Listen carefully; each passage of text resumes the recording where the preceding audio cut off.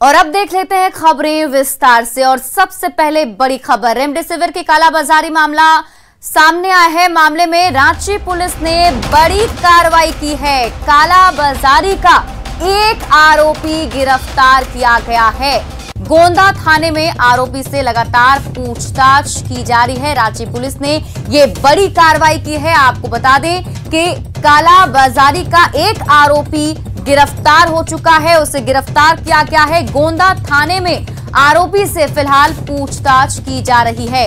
आरोपी राजीव मंत्रियों आईपीएस अधिकारियों का करीबी बताया जा रहा है।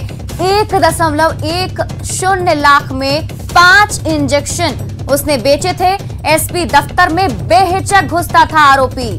बड़ा सवाल है कि मरीजों को मिलने वाला इंजेक्शन आखिर कैसे पहुंच गया सफेद पोश के पास। तो इस वक्त की बड़ी खबर आपको बता रहे हैं। रेमडेसिविर की कालाबाजारी का मामला सामने आया है, जिसमें एक आरोपी को गिरफ्तार किया गया है। आरोपी का नाम राजीव बताया जा रहा है और ये भी कहा जा रहा है कि मंत्रियों आईपीएस अधिकारियों का काफी करीबी है ये राजीव। इसने करीब 1 लाख से अधिक के इंजेक्शन जो हैं वो बेचे हैं। और सबसे बड़ा सवाल तो यही उठता है कि आखिर ये मरीजों को मिलने वाला इंजेक्शन सफेद पोश के पास कैसे पहुंचा।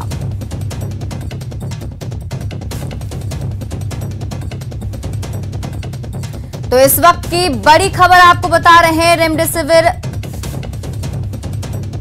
कालाबाजारी का मामला जो है वो सामने आया है। मामले में रांची पुलिस ने एक बड़ी कार्रवाई की है और इसमें एक आरोपी को गिरफ्तार भी कर लिया गया है। गोंदा थाने में आरोपी से फिलहाल पूछताछ की जा रही है। आरोपी का नाम राजीव बताया जा रहा है। और सबसे बड़ी बात जो है इस मामले में वो ये कि राजीव के कनेक्शन मंत्रियों के साथ, आईपीएस अधिकारियों के साथ बताया जा रहा है। ये भी कहा जा रहा है कि वह उन लोगों का काफी करीबी था।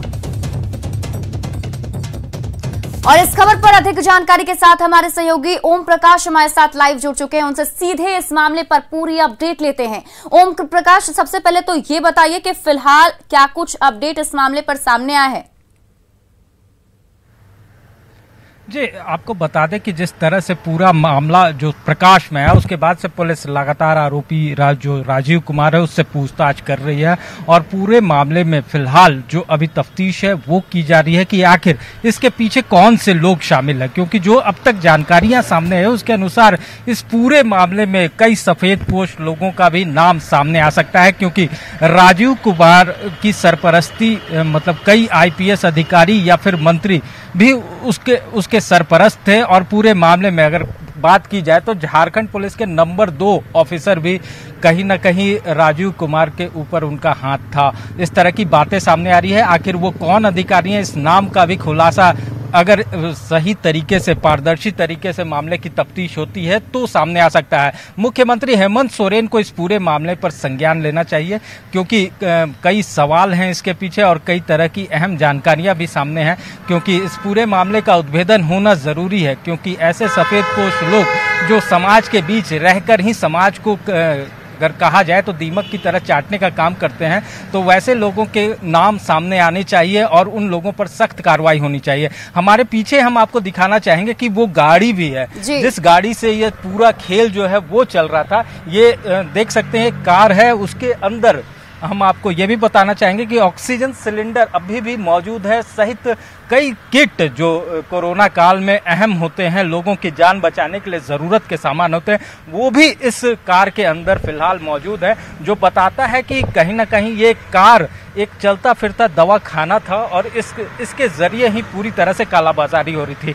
लेकिन सबसे अहम सवाल है कि रेमडेसिविर, जो कि अगर बात की जाए कि कोरोना काल में जो भी मरीज है उन तक नहीं पहुंच पा रही है, लेकिन इस तरह के लोगों के पास कैसे पहुंच रही है ये अहम सवाल है। क्योंकि इस पर मेन विशेष रूप से ध्यान देना चाहिए। पूरे मामले की तफ्तीश जो है वो पारदर्शी तरीके से होनी चाहिए।